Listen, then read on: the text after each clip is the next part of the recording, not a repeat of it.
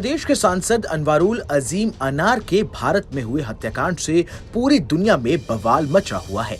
इस हत्याकांड को दोनों देशों की मीडिया में भी प्रमुखता से कवरेज दी जा रही है। इस केस में तो फिलहाल कोई खुलासा नहीं हो पाया है, लेकिन बांग्लादेशी पीएम शेख हसीना के हालिया बयान ने एक बार फिर पूरी दुनिया को सन्न कर दिया है। बांग्लादेशी सांसद के हत्याकांड को अभी ज्यादा समय नहीं हुआ था कि अब एक बार फिर बांग्लादेश सुर्खियों में आ गया है। बांग्लादेश की प्रधानमंत्री शेख हसीना ने एक चौंकाने वाला दावा किया है।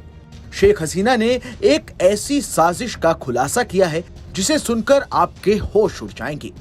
बांग्लादेश के प्रधानमंत्री ने बताया है कि बांग्लादेश और म्यांमार को तोड़कर पूर्वी तिमोर जैसा एक ईसाई देश बनाने की साजिश रची जा रही है।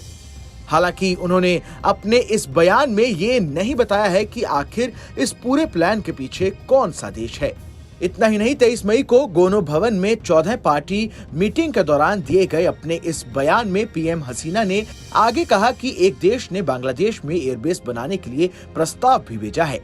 उन्होंने आगे कहा कि इस एयरबेस के बदले 7 जनवरी को होने वाले चुनावों में उन्हें समर्थन मिलता।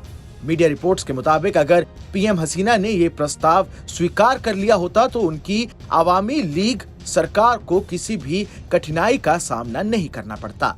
हालांकि उन्होंने ऐसी स्थिति को रोकने की प्रतिज्ञा की।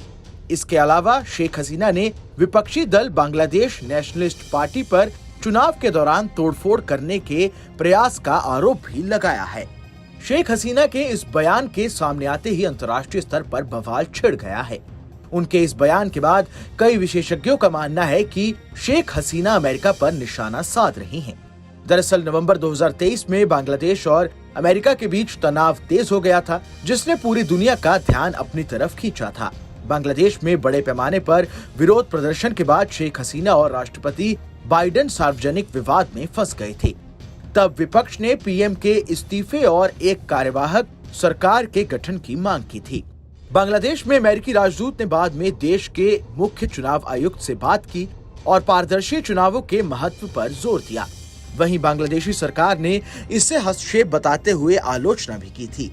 आपको बता दें कि पहले पूर्वी तिमोर इंडोनेशिया का हिस्सा था, लेकिन 1999 में यूएन के आयोजित जनमत संग्रह में लोगों ने अलग होने का फैसला किया। 2002 में इसे आधिकारिक रूप से स्वतंत्रता मिल गई। यहाँ के ज्यादातर लोग ईसाई हैं।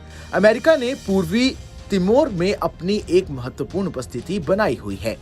जनवरी 2022 में अमेरिकी वायुसेना के इंजीनियरों ने निर्माण और मरम्मत परियोजनाओं पर तिमोर लस्ते रक्षा बल के साथ सहयोग किया।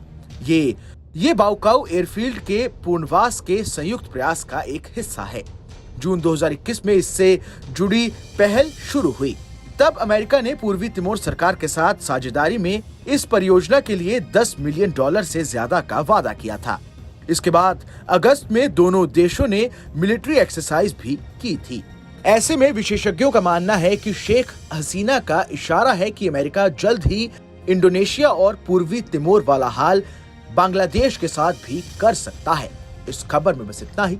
ये खबर आपको कैसी लगी हमें कमेंट कर जरूर बताएं। देश दुनिया की तमाम बड़ी खबरों के लिए देखते रहें न्यूज़ नेशन का